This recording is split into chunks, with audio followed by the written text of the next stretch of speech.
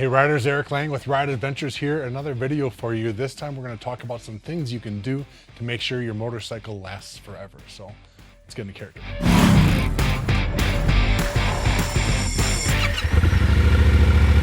So whether you just own one motorcycle or a few, or if you're like us in the actual renting and touring business, owning lots of motorcycles, there's things you want to do to make sure your bike lasts as long as you can, right? These things are expensive, maintaining them expensive, and you want that thing to last forever because you love it, don't you? So let's go through some of these tips. So the first few topics actually lumped together would be the obvious service maintenance intervals with regards to your engine oil, your engine coolant, and things like your air filter, right? So your manufacturer is going to tell you to change it every so often. Depending on the conditions that you're riding in, if you're in a lot of dust and dirt and everything, you might be needing to change that air filter a little more frequently. Think about what that air filter does, keeping things that you don't want in your engine out, right? If they do get in and are baking up in that oil, now you've got an engine with really tight tolerances, these internal combustion engines with really precision machining. They don't do well by having dirt mixed in with the oil, and that's what the oil filter is there, that's what the air filter is there for as well. But again, keeping those fluids clean and changed on a regular basis is going to do a lot towards making your engine last a long time. Along those lines of keeping up with the regular fluid changes and service intervals, you can do other things like add pre-filters to the fuel filter, to the fuel system. You can add a pre-filter. If you're traveling in areas where you might have lower quality or dirtier fuel, it might be nice to have that pre-filter in there instead of just the standard filter that comes with the bike. Speaking of engine oil, as I did, a lot of bikes do come with a magnetic drain plug, but if not, you should be able to find one aftermarket, especially if you're doing your own oil changes. Good idea to have a magnetic drain plug so you can see and monitor just how much material, how many tiny fragments of metal between oil changes are showing up on that oil plug. If you're getting a lot of, that gray putty of fine metallic material showing up on that drain plug, you might need to rethink your situation. Which oil you're using? Are you really using what the manufacturer suggested? But adding a magnetic drain plug, if your bike doesn't already come with one, can be a great early indicator for you about what kind of condition and care you're actually taking of that engine. And then speaking of pre-filters as well, you can add a pre-air filter. Instead of just relying on the main air filter for intake, you can do pre-filter if you are riding again in really dusty and dirty conditions. That might be a good idea. Also, be sure to get your valves adjusted or checked as needed per the recommended service intervals. So not all motorcycles, but a lot of them, especially the higher performance ones, are slamming those valves open and shut thousands or millions of times throughout the life of an engine, and that valve clearance and tolerance can change in there. A fairly complicated project if you've never done it before. There's lots of helping videos online that'll help you get through it. But whether you're doing it yourself or giving it over to someone, don't neglect your valves, because the longer you leave them out of spec, the more damage it's actually doing to that whole system, and you can end up with a bike that does not start if you let things get too far out of tolerance.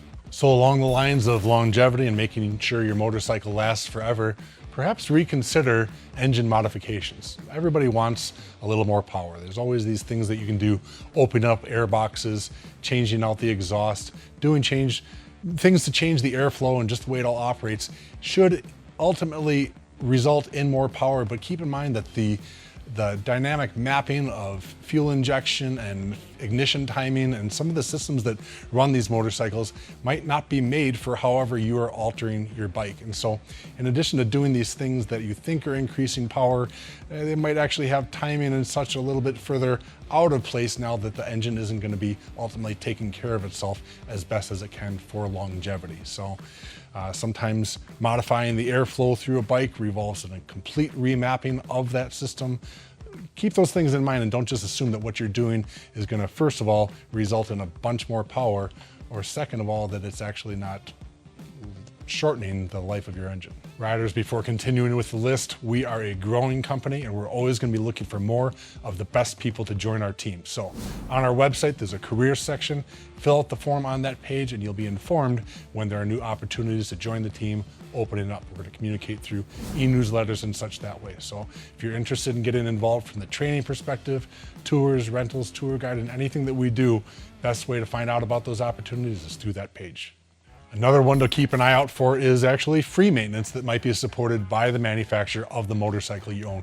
If you're not the first owner of the motorcycle, the manufacturer might not know how to contact you if there ever is a recall. So just like on cars and other vehicles, recalls sometimes happen. Look for those opportunities to maybe get something replaced as part of a warranty or recall coverage instead of having to do those things yourself. Again, adding to the longevity of your life, of the bike, and in many cases, a free service provided by the manufacturer.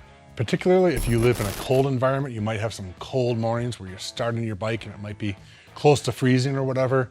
Take it easy on your clutch. Don't go from a cold clutch to all of a sudden cranking, throttle, dumping the clutch, rushing out into traffic from home or whatever. When you go from zero to hot, so to speak, in that clutch pack, you do stand a slight chance of warping that clutch pack. You know, remember, a clutch is a series of discs and plates that are all together. And if you accelerate that warming up too quickly, you can, perhaps later in the life of that clutch, start to have a warping that you will feel vibrating and pulsing through that clutch pack as you apply and release pressure from it. So warm up your clutch just a little bit before going real hard on it. Make sure it's kind of up to the operating temperature slowly as it's going to be instead of rushing into it from cold. And the last suggestion I have for you is perhaps the best one because it means you've got to go out and do some riding. That's that basically don't let your bike sit. If you're storing a bike for a long time, seals and deposits and O-rings and things that are normally meant to be used and have a slight circulation of fluids going through them, they can tend to dry and stick and have mineral deposits and things that just clog up and end up becoming a little bit of a problem as time goes on. So a little bit of regular use to keep all those parts fresh is good for your bike and is going to help it last longer. So riders, that was just a quick list of ideas, simple little things that you can do to get the most out of your investment, and in many cases find yourself from being stranded because you don't have a bike that's operating like it should. So anyway, hope it helps. Thanks for watching, everyone. Ride on. We'll see you out there.